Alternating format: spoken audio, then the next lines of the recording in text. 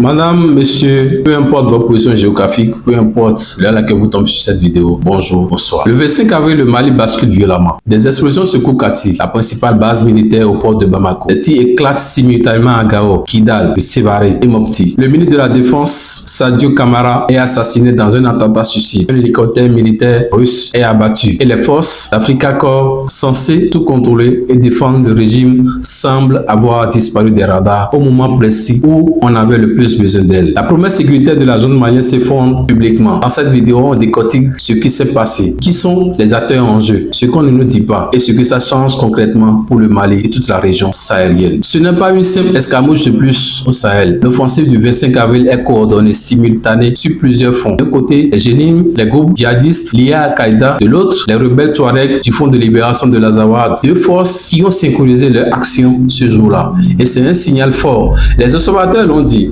Personne ne s'attendait à ce niveau de coordination. Ces groupes ne harcèlent plus seulement les villageois isolés. Ils frappent maintenant aux portes de Bamako. Ils ciblent des symboles de l'autorité de l'État et ils le font en même temps. L'attaque contre la base de Kati est particulièrement significative. C'est de là qu'ont été organisés les coups d'État de 2020 et 2021. S'en prendre à Kati, c'est envoyer un message clair au pouvoir. Nulle part n'est sûr, pas même votre propre forteresse militaire. Commençons par la junte malienne. Arrivée au pouvoir en 2021, sa légitimité reposait entièrement sur une promesse: ramener la sécurité, reprendre le territoire et se débarrasser de la tutelle française. Pour ça, elle a chassé l'opération Barkhane, expulsé la mission de l'ONU et ouvert la porte aux Russes. Résultat, l'armée malienne ne contrôlait plus que 30% de son territoire. La promesse est en miettes. Du côté russe, Africa Corps, héritière de Wagner, depuis la mort de Prigojine en 2021, avait été présenté comme un nouveau départ crédible.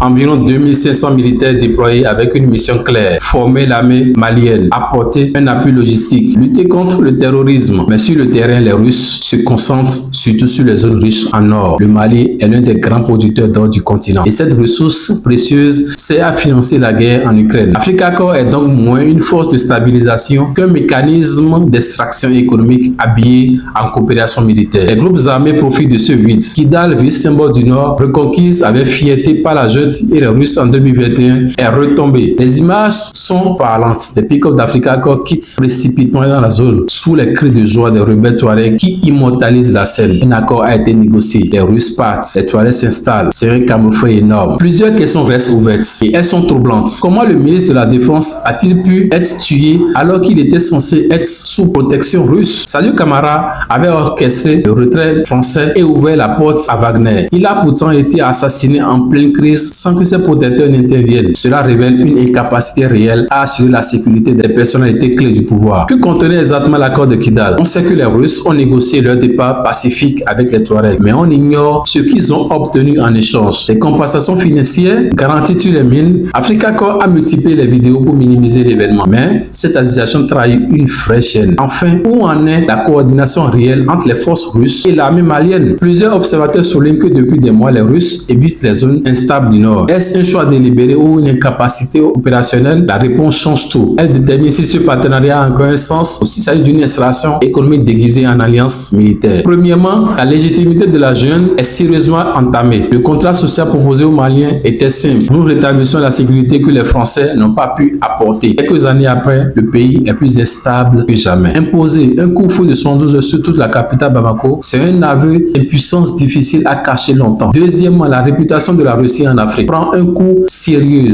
Africa Corps était censé être la vitrine de Moscou sur le continent, une alternative crédible à l'Occident. Mais un hélicoptère abattu, un retrait précipité, un ministre tué sous leur garde, difficile de présenter ça comme un succès. Les pays du Sahel observent et voient les limites concrètes de la promesse russe. Troisièmement, le risque d'effet domino régional est bien concret. Le Mali est le cœur du Sahel. Ce qui s'y passe ne reste pas dans ses frontières. Si le pays continue de s'effondrer, c'est toute la région qui vacille, avec des répercussions majeures sur les flux de réfugiés et la propagation des groupes armés vers le Niger et le Burkina Faso. Ce qui se passe au Mali n'est pas un épisode de plus dans une longue crise sécuritaire. C'est un révélateur brutal. Il révèle les limites d'un modèle sécuritaire fondé sur des forces étrangères dont les intérêts premiers ne sont pas la stabilité du pays hôte. Il révèle qu'expulser des partenaires sans solution crédible de remplacement peut mener à une situation encore plus dangereuse. Il révèle surtout que les populations maliennes prises en étau entre une junte fragilisée, des djihadistes qui avancent et des paramilitaires qui exploitent les ressources naturelles du pays paient le prix le plus lourd. Ce n'est ni une victoire de l'Occident ni un échec de l'Afrique. C'est la conséquence de choix mal calculés dans un pays qui méritait mieux. Si cette analyse t'a éclairé, partage-la autour de toi. Comprendre le Sahel aujourd'hui, c'est comprendre l'avenir de tout un continent. Abonne-toi à la chaîne, active la notification pour ne rien manquer